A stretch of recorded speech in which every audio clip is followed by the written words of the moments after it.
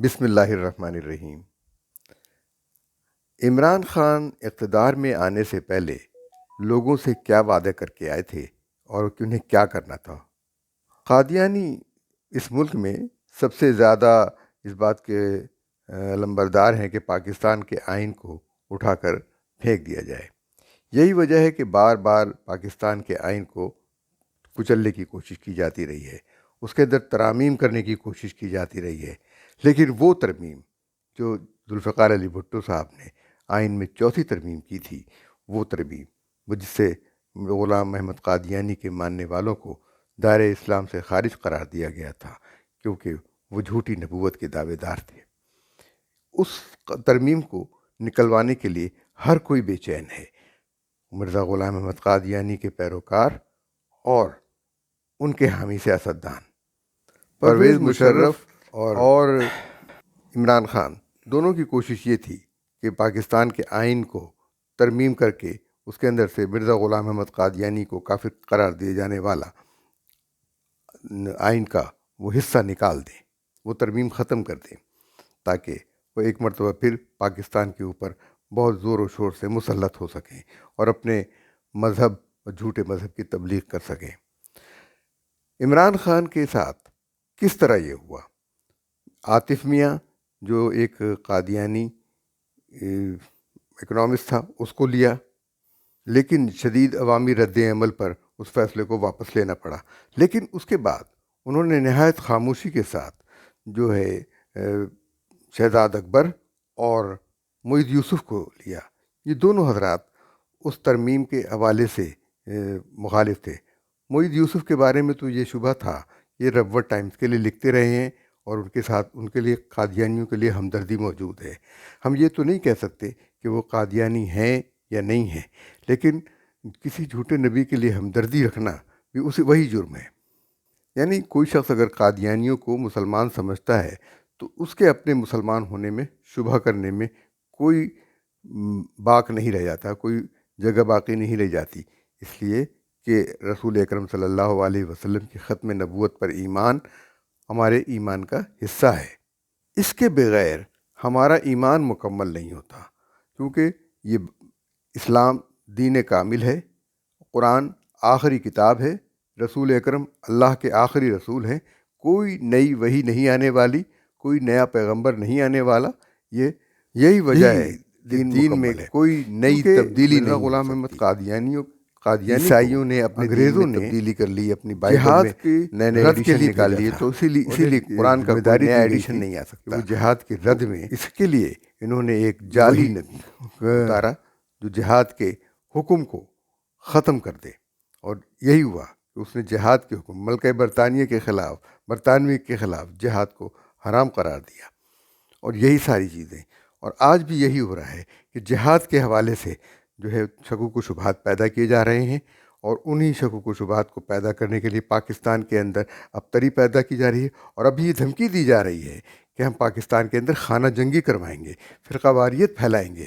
یہ ہوشیار رہنے کی ضرورت ہے، اور سب کا مقصد صرف یہی ہے کہ پاکستان کے آئین سے وہ ترمیم جو متفقہ طور پر تمام علماء کرام نے ذوالفقار علی بھٹو کی قیادت میں منظور کی، اور یحییٰ بختیار نے بہت اس پر آرگومنٹ کیے، اور کئی مہینے 2-2.5 مہینے تقریباً 1.5 یا 2-2.5 مہینے جو ہے بحث ہوتی رہی، اور مرزا غلام احمد قادیانی کے خلیفہ مرزا مسرور احمد، مرزا ناصر احمد نے جو ہے وہ اس کے بارے میں اپنے دلائل دیے، اور وہ ناکام رہے مرزا غلام احمد قادیانی کے حوالے سے کچھ کہنے میں اور یہ ناکام رہے کہ رسول اکرم صلی اللہ علیہ وسلم کی ختم نبوت کو منفی ثابت کر سکیں، کہ یہ ثابت کر سکیں کہ وہ آخری نبی نہیں تھے۔ وہ بالکل ناکام رہے، اور اس کے بعد انہوں نے یہ کہہ دیا کہ تمام مسلمان جو رسول اکرم صلی اللہ علیہ وسلم کو آخری نبی سمجھتے ہیں، ان کو مرزا غلام احمد قادیانی کے ماننے والے مسلمان نہیں سمجھتے۔ یہ ایک ایسی چیز تھی، ایک ایسا فیصلہ تھا جس کے بعد یہ طے ہو جانا تھا کہ مرزا غلام احمد قادیانی کے ماننے والے دائرہ اسلام سے خارج ہیں، اور یہی فیصلہ ہوا۔ لیکن ان کو مسلمانوں پر دوبارہ مسلط کرنے کے لیے جو گھناؤنی سازش ہو رہی ہے وہ کس طرح ہوئی، ہم وہ ویڈیوز آپ کو دکھاتے ہیں جن میں اس کا ذکر ہے، آپ خود سوچئے، سنیے اور فیصلہ کیجئے۔ سب سے پہلے جب عمران خان سے یہ یقین دہانی حاصل کی گئی کہ وہ اقتدار میں آنے کے بعد قادیانیوں کو ان کا حق دیں گے، قادیانی یہی سمجھتے ہیں کہ ان کا حق یہ ہے کہ ان کو مسلمان گردانا جائے، لیکن قادیانیوں کا یہ حق تسلیم کرنا رسول اکرم صلی اللہ علیہ وسلم کی ذات کے ساتھ نہ صرف زیادتی ہے بلکہ ان کی توہین ہے، اور جو ہم برداشت نہیں کر سکتے۔ یہ ہر مسلمان کے ایمان کا حصہ ہے کہ رسول اکرم صلی اللہ علیہ وسلم آخری نبی ہیں۔ Months ago in Lahore, I have heard very little response. I saw a little paragraph on Tehreek-e-Insaf website. I would like the response to be in English, and it says that we normally condemn it. But if your party was in power, what do you plan to do to repeal the 1974 Tehreek-e-Insaf stands for justice. Justice is for all human beings. In Quran, Allah is Rabbul Alameen for all human beings. He is the God for all human beings. And when you talk about justice, it means protecting the weak from the powerful. That's what we stand for. And my guarantee is that in Tehreek-e-Insaf, there will never ever be injustice to anyone. So you plan on repealing the law? Whether it's the belief system or anything. 1974 that labels any law, Muslims as non-Muslims? Any law that discriminates between human beings is unjust. So you plan on repealing it? Inshallah, Tehreek-e-Insaf will bring justice and protect everyone. Thank you very much. And Tehreek-e-Insaf Imran is the Khan one کو which will رخصت protect وہاں سے the کہ weak. یہ کہہ کر کہ ہم تمہیں تحفظ دیں گے۔ اور اس کے بعد عمران خان نے اپنے نمائندے کو ووٹوں کے حصول کے لیے اور یا اس ضمانت کے لیے کہ ان کی حمایت کریں قادیانی، ایک اپنے نمائندے کو مرزا غلام احمد قادیانی کے نمائندے اور گرگے مرزا مسرور احمد کے پاس بھیجا، اور اس نے عمران خان سے یہ کہا کہ پہلے یہ کام کرو تو ہم دیکھیں گے کہ ہم اس آئین سے یہ ترمیم ختم کرو تو ہم دیکھیں گے۔ سوال یہ پیدا ہوتا ہے کہ پاکستان کی کسی جماعت نے کبھی بھی ووٹ کے حصول کے لیے یہ گھناؤنا اور غلیظ کام نہیں کیا کہ مرزا غلام قادیانیوں کے قدموں میں جا کے گرے۔ یہ عمران خان کی پارٹی نے کیوں کیا؟ کوئی شخص عمران خان کی مرضی سے کے بغیر ان کی پارٹی میں کوئی کام نہیں کر سکتا۔ آج ظاہر ہے کہ ان کے نامزد گورنر اور صدر بھی ان کی مرضی کے خلاف آج بھی کام نہیں کر رہے، تو اس وقت کیسے کام کر لیں گے؟ یقیناً انہوں نے بھیجا اور اس کے بعد انہوں نے یہ دیکھا کہ یہ قادیانیوں نے اپنے تمام لوگوں کو اس کے بعد یہاں پر ٹھوسا۔ اس کے باوجود اللہ تعالیٰ کے فضل و کرم سے یہ ناکام رہے آئین میں ترمیم کرنے کے لیے۔ اب ان کی یہ خواہش ہے کہ وہ آئین میں کے ترمیم کے لیے 2/3 اکثریت حاصل کریں تاکہ پاکستان کے آئین کا اسلامی تشخص بگاڑ دیں اور ریاست مدینہ کا نام لے کر لوگوں کو دھوکہ دیں، فریب دیں۔ یہ تو بتایا جا چکا ہے کہ قادیانیوں کو حج تک پر بھیجنے کا بھی انتظامات ہو گئے تھے، وہ خانے نکال دیے گئے تھے پاسپورٹ میں سے جس میں سے ختم نبوت کا حلف نامہ ہوتا تھا۔ دیکھیے کیا کہتا ہے یہ۔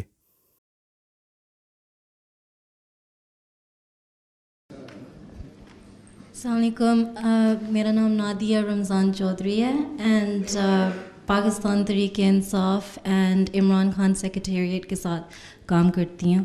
تو میرا سوال یہ ہے کہ آپ کیا سمجھتے ہیں کہ یہ جو آنے والی الیکشن ہے پاکستان کے لیے، آبویسلی میں سمجھتی ہوں کہ جو آپ کی کمیونٹی کی ویلیوز ہیں، انصاف اور ایکوالٹی اور فریڈم، یہ چیزیں بہت زیادہ ریلیٹ کرتی ہیں اس طریق کے ساتھ۔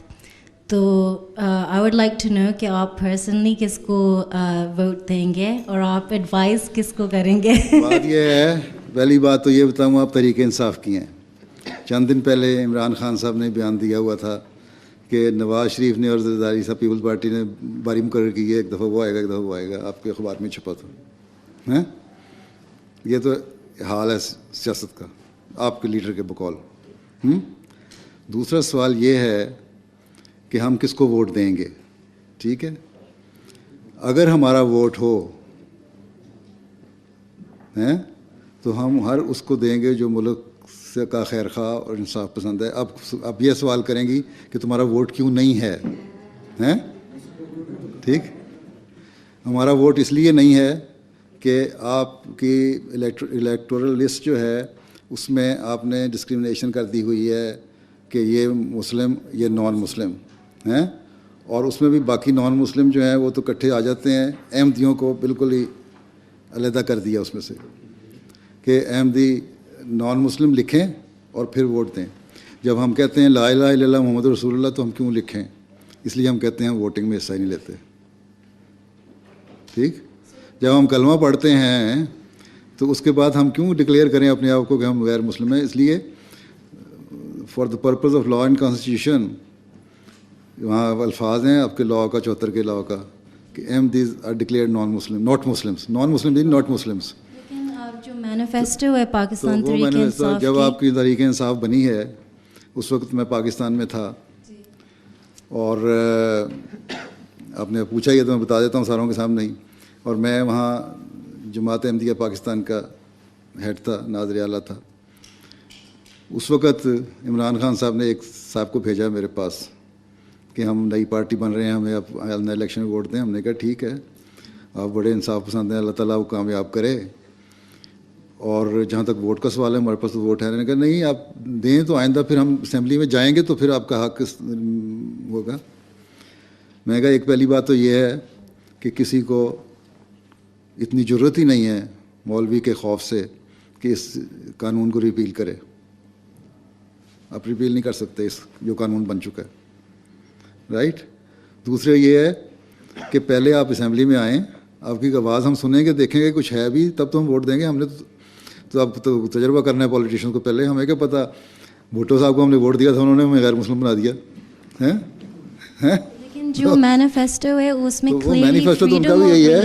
کس پارٹی کا مینیفیسٹو یہ ہے کہ پاکستانی شہری کی حیثیت سے ڈسکرمنیشن ہونی چاہیے؟ کسی پارٹی کا ہے؟ لیکن وہ تو پاور میں ہو کے کر رہے ہیں. پھر آپ بھی پاور میں آئیں گے تو ہم انشاءاللہ آپ دیکھیں گے جب آپ نے انصاف کیا تو ہم اگلا ووٹ آپ کو دے دیں گے. شکریہ ادا کیا گیا. Thank you. یعنی اس میں بتایا گیا کہ اس خاتون نے یہ بتایا کہ آپ کی کمیونٹی کی ویلیو کے ساتھ آپ تحریک انصاف کے مینیفیسٹو ملتا ہے، یعنی ہمارا منشور یہی ہے، آپ کے ساتھ اتفاق رائے کرتا ہے. اور پھر اس نے مسرور نے بتایا کہ جب تحریک انصاف قائم ہوئی تو عمران خان نے ان سے رابطہ کیا تھا. اور سب سے بڑی بات یہ کہ اس سے پہلے کسی جماعت نے، کسی پارٹی نے ان سے کبھی رابطہ نہیں کیا. پھر یہ کہتا ہے کہ مولوی کا خوف جو ہے ترمیم ہٹانے میں، مولوی کا خوف ہے، کوئی نہیں ہٹائے گا مولوی کے خوف سے. اور یہی وجہ تھی کہ مولانا فضل الرحمان کی تذلیل عمران خان نے اپنا وتیرہ بنا لیا.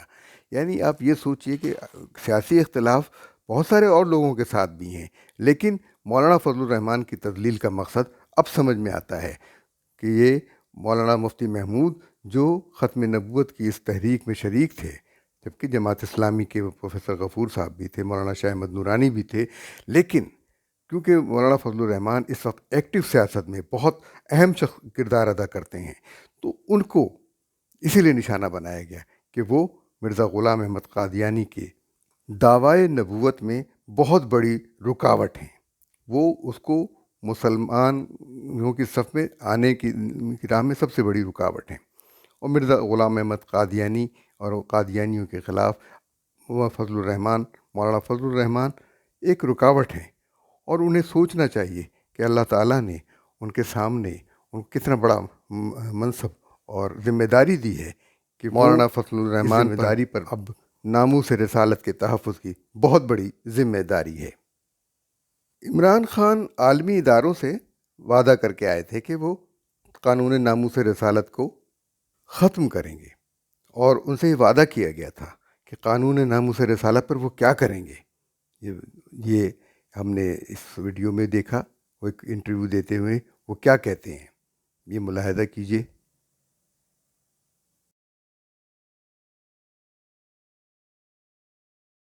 We had Shehbaz Bhatti, Salman Taseer, leading Pakistani politicians were assassinated when they spoke out against the country's blasphemy laws. A lot of Pakistani politicians would like to speak out against those laws, but they're worried about being killed. They're afraid for their own lives. Are you one of them? Ever since 9/11, our society has got very radicalized, and it is true that you have to tread a very thin line. If you anything perceived to be, which one sect or any sect thinks that is sacrilegious, yes, your life is in danger.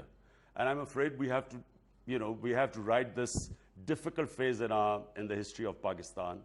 But the fact is, Mehdi, I'll just give you a statement. I don't want to go too deeply into all this because it's a very difficult subject living in Pakistan. But I'll just tell you one thing. In my opinion, my party, my belief, all human beings have right. They should be protected by the state. They should be protected by the law. They should have equal rights, equal citizens. And what is happening, unfortunately, in the name of religion is painful for all of us because this is not, in our opinion, most Pakistanis' opinion, this is not what Islam is. Do you extend equal rights to Ahmedies?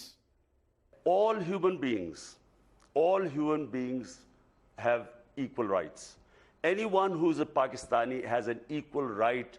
The Constitution should protect him. تو یہ کہہ رہے ہیں He's an کہ equal آئین citizen. ان کو تحفظ دے گا، یعنی ان لوگوں کو تحفظ دے گا جو آئین کو تسلیم ہی نہیں کرتے. اور پھر جب یہ اس بات کو افسوسناک قرار دیتے ہیں کہ جو لوگ توہین رسالت کے مرتکب ہوتے ہیں ان کے حوالے سے جب وہ کی سزا ان کو ملتی ہے، جب لوگوں کے رد عمل یا جذبات کا شکار ہوتے ہیں تو پھر اس نتیجے کو، یعنی اس کو ایشو بنایا جاتا ہے اور ان سے ضمانت حاصل کی جاتی ہے. اور آخر میں ضمانت بات عیسائیوں کی ہوتی ہے، اور آخر میں ضمانت کس کے لیے لی جاتی ہے، مانگی جاتی ہے؟ قادیانیوں کے لیے، اور ان کو احمدی کہہ کر. تو اور عمران خان وہ ضمانت بہت سلیقے کے ساتھ دے دیتے ہیں.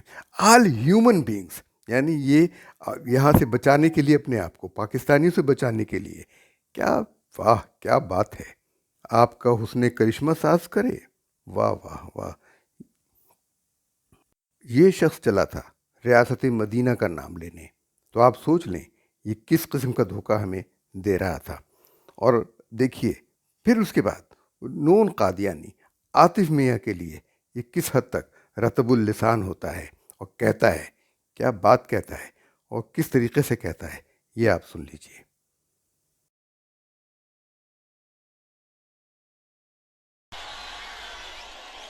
اور جو سب سے بڑا کام کروں گا میں، یہ سنیں ذرا، آخری بات ہے میری، سنیں جو میری بات سنیں. جو ایک آپ کے کپتان میں ایک کوالٹی تھی جب وہ کرکٹ کھیلتا تھا، ٹیم میرٹ کے اوپر سلیکٹ کرتا تھا، یہ نہیں کرتا تھا کہ اپنے رشتہ داروں کو، نواز شریف کی طرح بیٹی کو 100 ارب کے فنڈ پہ بٹھا دیا، بھائی چیف منسٹر بن گیا، اس کا بیٹا ڈپٹی چیف منسٹر، بھانجا اسٹیٹ منسٹر، سمدھی فائنانس منسٹر. ایسے نہیں ہوگا نئے پاکستان میں. بہترین لوگوں کو، جو بھی پاکستان کے بہترین لوگ ہیں، اور مجھے آج اتنا فخر ہوا پڑھ کے کہ پرنسٹن یونیورسٹی، ایک منٹ سنیں، ایک منٹ، پرنسٹن، امریکہ کی پرنسٹن یونیورسٹی کے اندر ایک 45 سال کی عمر سے کم پاکستانی، وہ دنیا کے 25 ٹاپ اکانومسٹ کے اندر، اس کا نام عظیم پروفیسر عاطف میاں 25 دنیا کے ٹاپ اکانومسٹ میں ہے. تو کیا میں یہ اپنے سمدھی کو رکھوں گا فائنانس منسٹر، یا عاطف میاں کو بلاؤں گا یہاں کہ تم بنا فائنانس منسٹر؟ آپ کو اندازہ نہیں آپ کا کیسا پڑھا لکھا، کیسے پاکستانی باہر بیٹھے ہیں، آپ کو اندازہ نہیں ہے. وہ بیچارے وہ بیچاروں سے جو ہوتی ہے اس ملک میں وہ واپس آتے وقت ہیں, نے پھر بتایا کام کہ کرنے کے لیے آصف آتے میاں ہیں. نون قادیانی, اور پھر ان کے خلاف بہت سخت رد عمل آیا, ان کو ہٹایا گیا. تو وہ ملک سے باہر بیٹھے ہوئے جو لوگ ہیں وہ کتنے قابل لوگ بیٹھے ہیں. تو آپ یہ غور کیجئے کہ ملک سے وہی لوگ بھاگے تھے جو مرزا غلام احمد قادیانی کے ماننے والے تھے, اور 1974 کے بعد ڈاکٹر عبدالسلام سمیت کئی نون قادیانی یہاں سے چلے گئے تھے. ان کے علم کا ہمیں کوئی فائدہ نہیں, کبھی بھی نہیں ہوتا, کیونکہ ڈاکٹر عبدالسلام پاکستان کے ایٹمی پروگرام پر سانپ بن کے بیٹھا تھا. اس کو ہٹانے کے لیے ذوالفقار علی بھٹو نے ڈاکٹر عبدالقدیر خان کو بلایا اور ان کے کو ایٹمی پروگرام ان کے حوالے کیا. بھٹو صاحب کو ان دونوں کاموں کی سزا ملی, قادیانیوں کو کافر قرار دینے اور ایٹمی پروگرام کو پاکستان کے رن کرنے میں. کیونکہ 1974 میں بھارت نے ایٹمی دھماکہ کیا تھا پوکھران میں, اور ذوالفقار علی بھٹو نے قادیانیوں کو دائرہ اسلام سے خارج قرار دینے کا دھماکہ کیا تھا. وہ پھر اس کے بعد ایٹمی پروگرام کو شروع کر دیا تھا تاکہ پاکستان اس کا مقابلہ کر سکے. اور الحمدللہ بھٹو صاحب اپنی جان سے تو چلے گئے, لیکن وہ تاریخ میں ہمیشہ کے لیے زندہ رہ گئے, اور ان کے کھاتے میں یہی رہ گیا کہ انہوں نے قادیانیوں کو کافر قرار دلوایا اور ختم نبوت کا علم بلند رکھا. مرزا مسرور نے آپ نے سنا کہ کس قدر کے انہوں نے تو ہمیں کافر ہی قرار دے دیا. کیا انہوں نے نہیں کیا؟ یہ اللہ اور اس کے رسول کا حکم تھا جس پر انہوں نے عمل کیا. دوسری جانب عمران خان نے تو توہین رسالت کی مرتکب آسیہ بی بی کو بھیج دیا, کیونکہ اس نے مغرب کے لوگوں سے وعدہ کیا تھا کہ ہم آسیہ کو کچھ نہیں ہونے دیں گے. اس کا ثبوت اس ویڈیو میں موجود ہے, دیکھیے. Last October, there was trouble in the streets right across Pakistan when the Supreme Court acquitted a Christian woman, Asia Bibi, who'd been sentenced to death for blaspheming against the Prophet Muhammad. Her acquittal was confirmed in January, and she's been offered asylum in Europe, and yet she still hasn't been allowed to leave Pakistan. You will find that Asia will be leaving very soon. What are we talking about? Days, weeks? I think weeks. We're talking about weeks. Is that your decision to let her go? There's a little bit of a complication, and I can't speak on the media about it, but I can assure you she's safe and she will be leaving in weeks. Imran Khan hurries off. Following him, the officer carrying, I was told, the briefcase which holds Pakistan's nuclear codes. John Simpson, BBC یعنی News, اس کے بعد Islamabad. اگلا نشانہ پاکستان کا ایٹمی programme تھا. تو وہ کس طریقے سے یہ صورتحال پیدا ہوتی. تو آپ یہ سوچ لیجئے کہ پاکستان کے پروگرام ایٹمی پروگرام نشانہ ہے, پاکستان کا دین نشانہ ہے, پاکستان کا آئین نشانہ ہے, اور اس آئین کے دھجیاں کس طریقے سے عمران خان نے اس تحریک عدم اعتماد میں بکھیری ہیں. بیرونی سازش, امریکی ایجنڈا, فلاں غیر ملکی مدد, یہ ساری چیزیں خوف صرف اس لیے کہ اس آئین کو برباد کیا جا سکے, اور اس کو برباد کرنے کے منصوبے پر ابھی تک وہ عمل درآمد کر رہے ہیں. ان سے پہلے یہ کام پرویز مشرف کو سونپا گیا تھا. پرویز مشرف جو ہے وہ اس بھاری پتھر کو نہیں اٹھا سکے, اگرچہ ان کے دل میں بھی قادیانیوں کے لیے ہمدردی اور محبت اور دوستی موجود تھی, جس کا اظہار انہوں نے اس پروگرام میں کیا جو ہم ویڈیو آپ کو دکھانے جا رہے ہیں. لیکن بہرحال وہ بہت سی راہیں وہ ہموار کر گئے تھے ان کے لیے, اور بہت ساری پابندیاں ہٹا گئے تھے, جس کے نتیجے میں ان کو مزید شیر ہونے کا موقع ملا. رفتہ رفتہ یہ چیزیں, یہ آہستہ آہستہ یہ لوگ کام کر رہے ہیں پاکستان کے اندر. ان کے لیے ہمدردیاں اور دستور کے اندر سے جو رکاوٹیں ہیں ان کو دور کرنے کی کوشش کر رہے ہیں.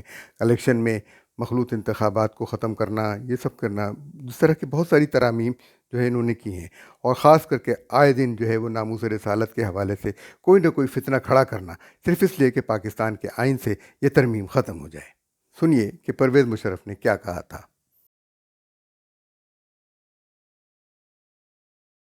My name is Ehsan Rehan and I work with Rawat Times. I wanted to get your views on the anti-Ahmadiyya laws of Pakistan. Anti-Ahmadiyya laws, which target the minority Ahmadis for the act of saying Assalamu alaikum or reading the Quran, which is like the only law of its kind in any country in the Muslim world, which basically criminalizes any Islamic act. Even the azan is criminalized for the Ahmadis. How do you view those laws?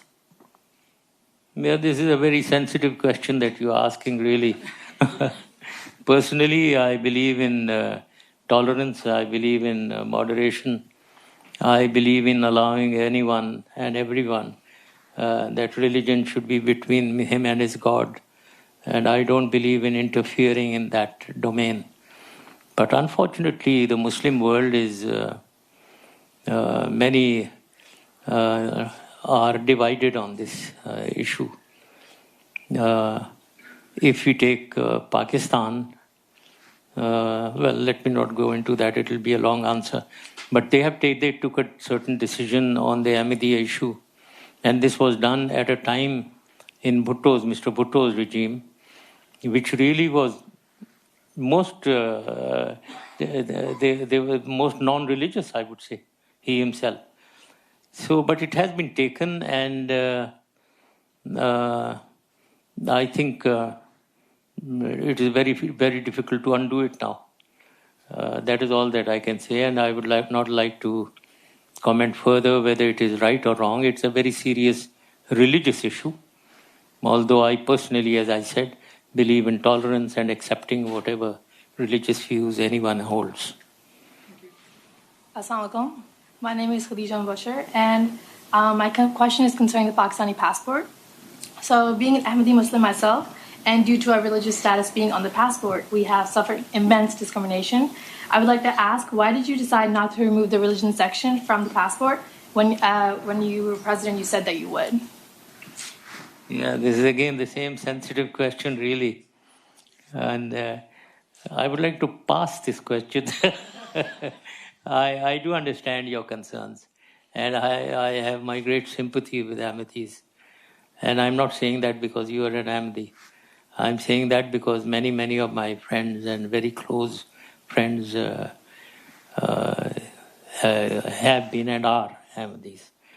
And I think you are a community which is very educated and very progressive and very dynamic. I mean every word of it. So therefore, one should favor you, yes. But one has to see the bigger issue of Pakistan and turmoil within Pakistan. So one has to balance sympathies towards your community with realities on ground. So you'll have to live with it. One hopes that better times will come. Parvez Musharraf कादियानियों के लिए दुआ गो हैं कि उनके लिए अच्छा वक्त आएगा, यानी मुसलमानों पर जब बुरा वक्त आ जाएगा तो तभी कादियानियों के लिए अच्छा वक्त आएगा। और ये वो जहन है जो इमरान ख़ान की कोशिशों की हिमायत कर रहा है, और ये वही जहन परवेज़ मुशर्रफ जैसे फ़ौजियों का, साबिक़ फ़ौजियों का जहन है जो इमरान ख़ान की इसीलिए हिमायत कर रहा है कि कादियानियों के लिए एक अच्छा वक्त आएगा। और ये जहनियत पाकिस्तान के लिए ज़हर कातिल है। उम्मीद है कि हम जहर का इस जहर को जल्द ही तलाश कर लेंगे। इसलिए ज़रूरी है कि इमरान ख़ान की साजिश को समझा जाए और उसको नाकाम बनाया जाए।